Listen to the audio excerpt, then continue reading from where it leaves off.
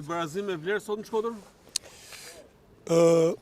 Me shumë vlerë, duke pa të parasysh që përballë kishim një ekip që për mua duhet respektu, duhet vlerësu.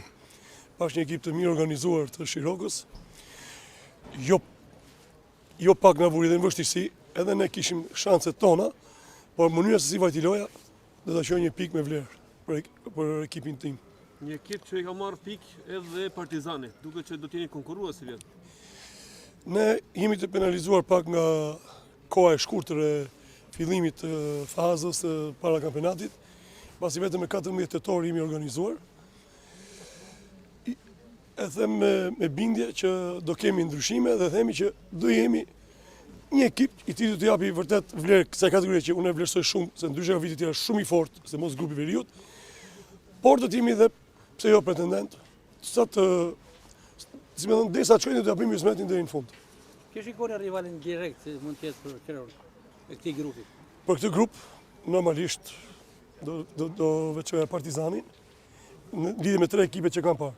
I marr Partizan Shirok, shoh që Partizani është një marsh, është në një stad më lart se ne të gjithë, sepse edhe përgatitjet kanë shumë të hershme, kanë lojtarë të cilët kanë të drejtën të marrin nga ekipi i Partizanit të luajnë dhe me ekip me lojtarë të Superligës, kanë goxha element mirë, edhe brezin e ri kanë me shumë cilësi. E shoh ekip jo të pamundur, por ekipi që është për momentin është më mirë sa ne në lidhje me mënyrën të shprehur në fushë, me gjendjen fizike që ka si skuadër dhe me suportin si klub. Shikoni Shirokën. Shiroka, unë mendoj që dihet një kandidat shumë i fortë. Unë them që dihet ngar me Wheaton, me Eaglesat.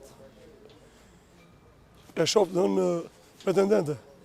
Nëse vazhdimësia pastaj varet çfarë sjell ndeshja, çfarë sjellin prurit e janarit, që do ketë një merkato, nuk e di. E shoh ekip të fortë dhe e shoh me goxha pretendime, mendoj që ky ekip mund të pretendojë. Kur që shumë vite tek Shkëndia, pastaj tek Korabi, si po përjetoni këtë eksperiencë të re? Me thënë drejtën,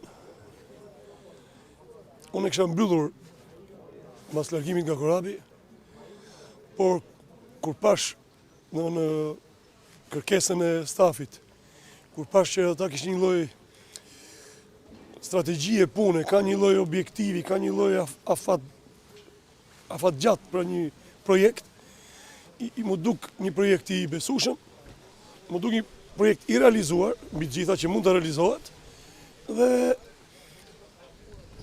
ndjehem mirë, nuk kam presionin